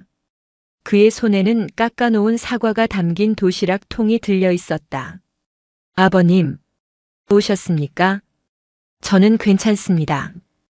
퇴원해도 되는데 군의관님이 너무 엄살이십니다. 엄살이라니. 총상을 입고 얼음판을 구른 몸이다. 뼛속까지 시릴 텐데 푹 쉬어라. 황보무진은 의자를 끌어다 침대 옆에 앉았다. 그는 사과 한 조각을 포크로 찍어 며느리에게 건넸다. 아가, 세상이 시끄럽지. 내가 한 일이 얼마나 큰일인지 실감이 나느냐. 조금은 무섭습니다. 제가 감당할 수 있는 일이었나 싶기도 하고요. 두려워할 것 없다. 썩은 살을 도려내면 피가 나는 법이다. 지금의 소라는 새 살이 돋기 위한 진통이야. 너는 칼을 든 의사였고 환자는 대한민국 군대였다. 아주 훌륭한 수술이었다. 황보무진의 말에 위소령은 가슴이 먹먹해졌다. 그녀는 잠시 머뭇거리다 입을 열었다. 아버님, 궁금한 게 있습니다. 물어보거라. 아버님께서는 현역 시절 저보다 더한 외압과 유혹이 있으셨을 텐데 어떻게 그 모든 걸 이겨내고 별을 다셨습니까? 저는 이번 한 번으로도 이렇게 지치는데. 황보무진은 창밖의 비를 잠시 응시했다. 그의 눈동자에 옛 전우들의 얼굴이 스쳐 지나가는 듯 했다. 나라고 왜 흔들리지 않았겠느냐. 돈 보따리를 싸들고 찾아오는 놈, 진급을 미끼로 협박하는 선배, 눈 감아주면 편하게 살게 해주겠다는 정치인들. 수도 없이 많았지. 그는 씁쓸하게 웃었다. 그때마다 나는 내 군복 안주머니에 넣어둔 사진 한 장을 꺼내보았다. 사진이요? 그래. 6.25 전쟁 때 돌아가신 내 선배님 사진이다. 고지전에서 팔 하나를 잃고도 끝까지 부하들을 지키다 산화하신 분이지. 그분들이 피로 지킨 나라를 내가 고작 돈 몇 푼에 팔아먹는다면 저승가서 무슨 낯으로 그분들을 뵙겠느냐. 그 부끄러움이 죽기보다 싫어서 버틴 게다. 황보무진은 위소령의 손을 잡았다. 투박하고 거친 노장군의 손이 떨리고 있었다. 그런데 이제는 사진을 볼 필요가 없게 되었다. 네. 이제는 내가 있으니까.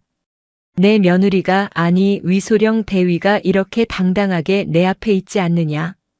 너를 보면 내가 헛살지 않았다는 생각이 든다. 너는 나의 자랑이자 이 나라의 희망이다. 위소령은 참았던 눈물을 왈칵 쏟았다. 시아버지의 인정. 그것은 그 어떤 훈장보다 값진 것이었다. 그때 병실 문이 벌컥 열리며 남편 황보검이 들어왔다. 그의 뒤에는 사마도끼 사단장이 서 있었다. 여보, 울어? 어디 아파? 황보검이 기겁하며 달려왔다. 위소령은 눈물을 닦으며 웃었다. 아니야. 좋아서 그래. 사마도끼 사단장이 헛기침을 하며 다가왔다. 방해해서 미안하네. 하지만 기쁜 소식을 전하지 않을 수 없어서. 국방부 장관님 결재가 났다. 무슨 결재입니까? 위소령 대위의 원대 복귀 및 중대장 보직 명령이다. 그리고 자네가 제안했던 부대 비리 척결을 위한 내부 감시 시스템, 일명 위소령 프로젝트가 전군에 시범 도입되기로 했다. 위소령의 눈이 커졌다. 자신의 이름이 붙은 프로젝트라니. 그리고 하나 더. 횡령된 자금으로 조성된 장병복지기금이 신설됐다. 그 첫 번째 수혜 부대가 바로 우리 육사단이다. 병사들 생활관, 식당, 싸그리 다 최신식으로 바꾼다. 자네 덕분에 우리 애들 이제 따뜻한 물 펑펑 쓰면서 씻게 됐어. 사마도끼는 어린아이처럼 신나했다. 황보무진도 흐뭇하게 고개를 끄덕였다. 잘 됐군. 아주 잘 됐어. 하지만 기쁜 일만 있는 것은 아니었다. 독고윤과 차도형, 그리고 그들에게 빌붙었던 부패한 세력들의 재판이 남아있었다.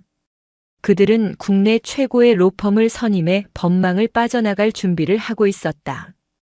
황보검이 걱정스러운 표정으로 말했다. 그 독사 같은 변호사들이 당신을 증인석에 세워서 공격할 거래요.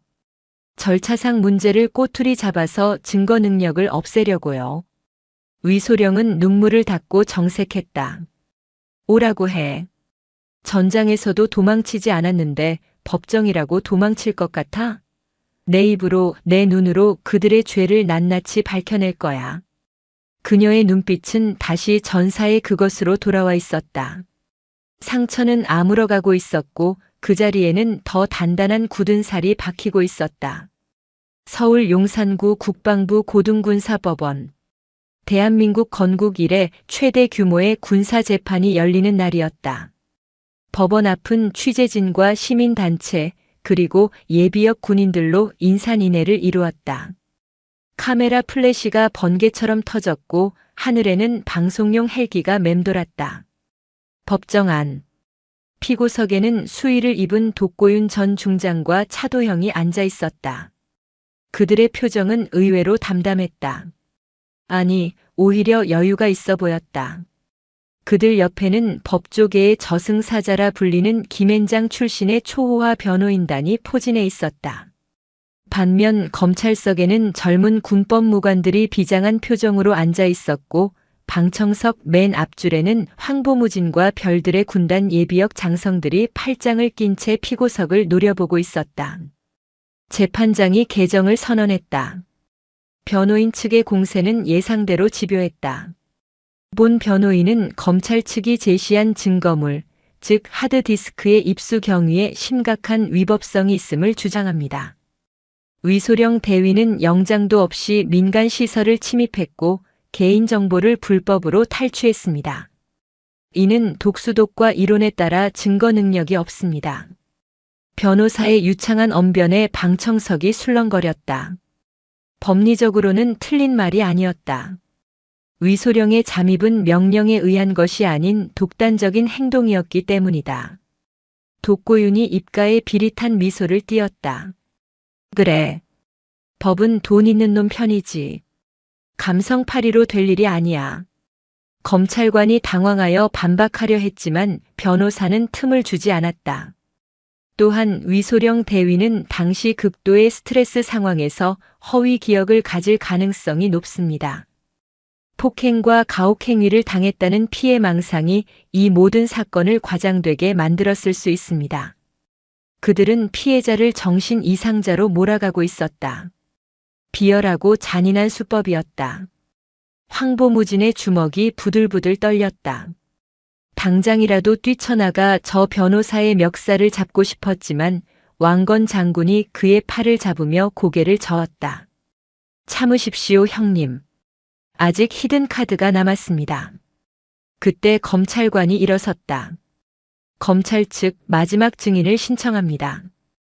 당시 현장을 직접 목격하고 증거를 확보한 위소령 대위를 증인으로 부릅니다. 법정 문이 열렸다.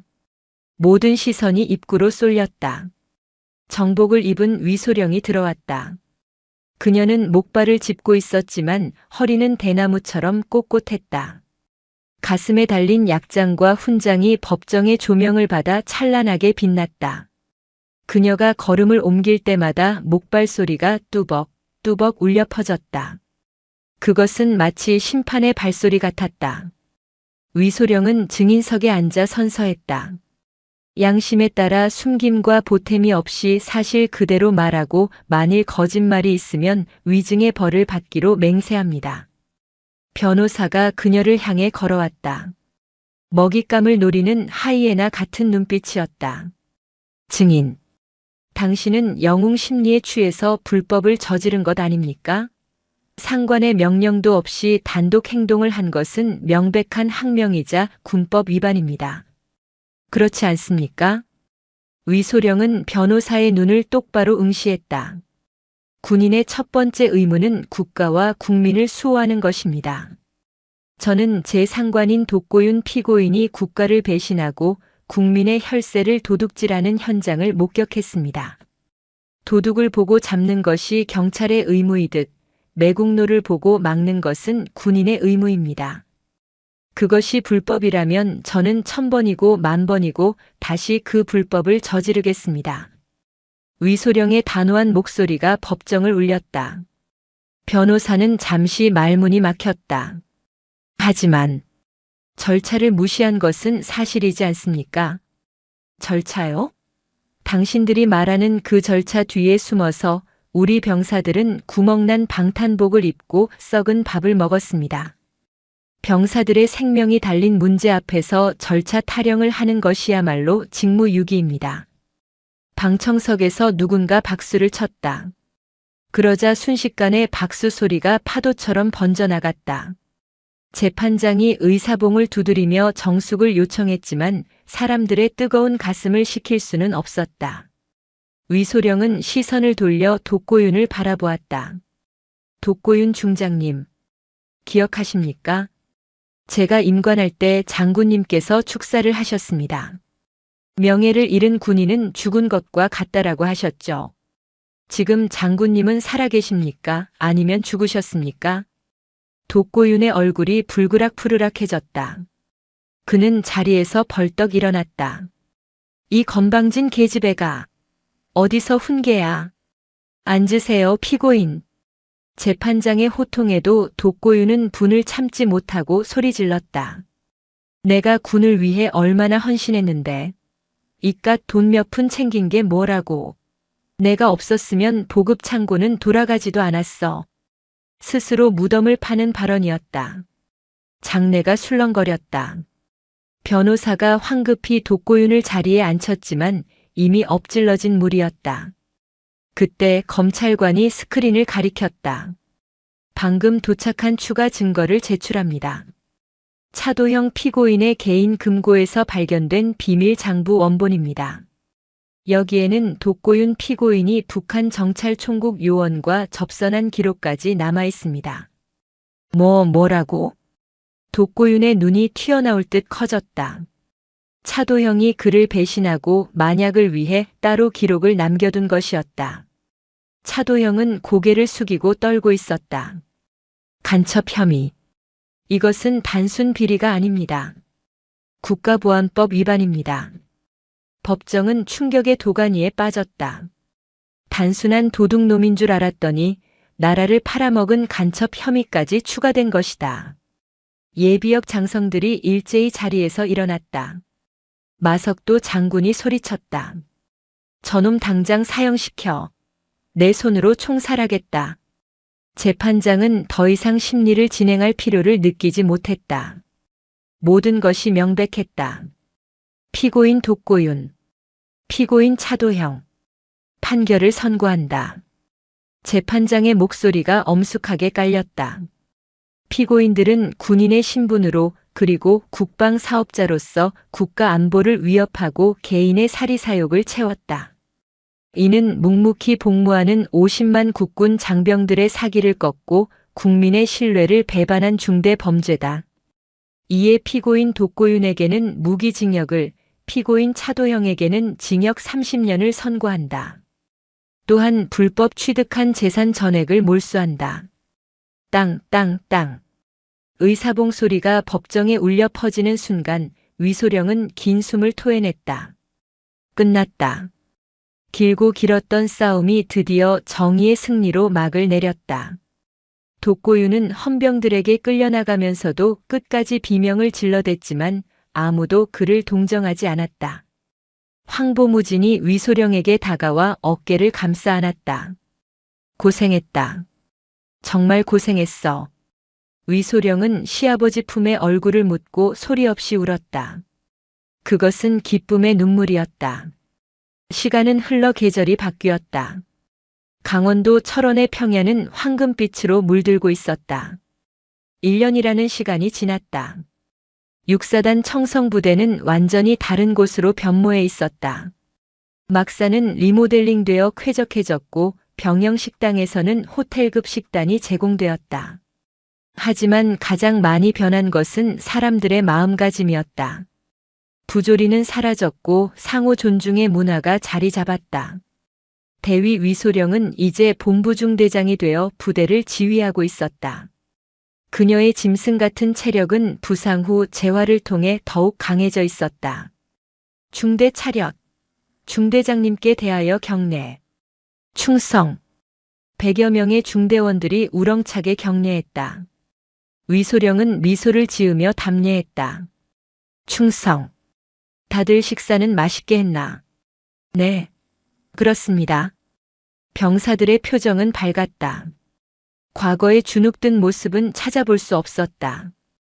위소령은 병사들 사이를 걸으며 한 명 한 명 눈을 맞추었다. 김일병, 어머니 무릎 수술하셨다며. 경과는 어떠시니? 아, 중대장님 덕분에 지원금 받아서 수술 잘 받으셨습니다. 정말 감사합니다. 다행이네. 휴가 나가면 효도 많이 하고 와. 위소령은 병사들의 사소한 가정사까지 모두 꿰뚫고 있었다. 그녀는 군림하는 지휘관이 아니라 섬기는 지휘관이었다. 그녀의 리더십은 어머니 리더십이라 불리며 전군의 모범 사례가 되었다. 오후 일과가 끝나고 위소령은 위병소 앞으로 나갔다. 오늘은 특별한 날이었다. 1년 전 비극으로 끝났던 그 가족 나들이를 다시 하기로 한 날이었다. 멀리서 검은색 세단이 들어왔다. 황보무진과 시어머니 그리고 남편 황보검이 차에서 내렸다. 1년 전과 똑같은 구성이었지만 공기는 전혀 달랐다. 며느라기야. 아이고 우리 대위님 나오셨는가. 황보무진이 활짝 웃으며 두 팔을 벌렸다. 위소령은 달려가 시아버지를 안았다. 아버님, 건강해 보이십니다. 암 건강하고 말고. 요즘 왕건이랑 마석도랑 같이 등산 다니느라 바빠 죽겠다. 녀석들이 나보고 자꾸 대장 노릇하라고 해서 귀찮아 죽겠어. 황보무진은 투덜거렸지만 표정은 행복해 보였다. 그는 이제 비리 척결위원회의 고문으로 활동하며 군의 원로로서 존경받는 삶을 살고 있었다. 여보, 이거 받아. 남편 황보검이 커다란 꽃다발을 안겨주었다. 이게 뭐야? 오늘 우리 결혼 기념일이잖아. 그리고 당신 진급 1주년이고. 축하해 위소령 대위. 어머 나도 깜빡했는데. 가족들은 위병소 근처의 공원 벤치에 돗자리를 폈다. 시어머니가 정성스레 싸온 김밥과 잡채, 과일들이 펼쳐졌다. 지나가던 병사들이 그 모습을 보고 경례를 붙이고 갔다. 충성. 즐거운 시간 되십시오. 그래, 수고해라. 황보무진이 넉넉한 미소로 받아주었다. 식사를 하며 도란도란 이야기를 나누던 중 황보무진이 먼 산을 바라보며 입을 열었다. 소령아, 너는 군인이 무엇이라고 생각하느냐? 위소령은 잠시 생각에 잠겼다. 1년 전 피멍이 든 얼굴로 울분을 토하던 자신의 모습, 총을 들고 적진으로 뛰어들던 모습, 법정에서 당당하게 외치던 모습들이 스쳐 지나갔다. 저는 군인은 울타리라고 생각합니다. 울타리? 네. 소중한 사람들이 편안하게 밥을 먹고 잠을 자고 꿈을 꿀 수 있도록 비바람을 막아주고 늑대를 쫓아내는 튼튼한 울타리요. 때로는 그 울타리가 부서지기도 하고 더러워지기도 하겠지만 누군가는 계속해서 고치고 지켜야 한다고 생각합니다. 황보무진은 고개를 끄덕였다. 그렇지. 정답이다. 사람들은 평화로울 때 울타리의 소중함을 잊곤 하지. 하지만 내가 튼튼하게 서 있어 주기에 오늘도 우리 손주들이, 우리 이웃들이 다리를 뻗고 자는 계단. 그는 품에서 낡은 지휘봉을 꺼내 위소령에게 건넸다. 이건 내 평생을 함께한 지휘봉이다. 이제는 내가 가질 자격이 있다. 이 지휘봉으로 더 크고 더 바르고 더 강한 군대를 만들어다오. 위소령은 떨리는 손으로 지휘봉을 받았다. 묵직했다.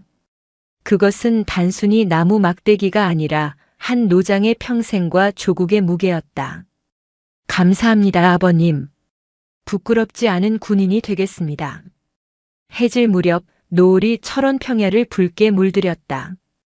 위소령은 가족들과 함께 부대를 바라보았다. 연병장에는 국기 하강식이 진행되고 있었다. 애국가가 울려 퍼지자 지나가던 모든 장병과 면회객들이 멈춰서서 태극기를 향해 경례했다. 위소령도 황보검도 황보무진도 거수 경례를 올렸다. 펄럭이는 태극기 아래 그들의 눈빛은 그 어느 때보다 빛났다. 푸른 군복을 입은 그들은 서로 다른 시대를 살았지만 같은 곳을 바라보고 있었다. 그것은 조국이라는 이름의 영원한 별이었다. 어둠이 내리고 밤하늘에 별이 하나둘 떠올랐다. 하지만 땅 위에도 별들이 있었다. 묵묵히 자신의 자리를 지키는 수많은 위소령들이 대한민국이라는 밤하늘을 밝히는 푸른 별들이었다. 영린을 건드린 자들은 사라졌고 푸른 별은 다시 찬란하게 빛나고 있었다. 영상이 유익하셨다면 구독과 좋아요, 댓글까지 부탁드리겠습니다.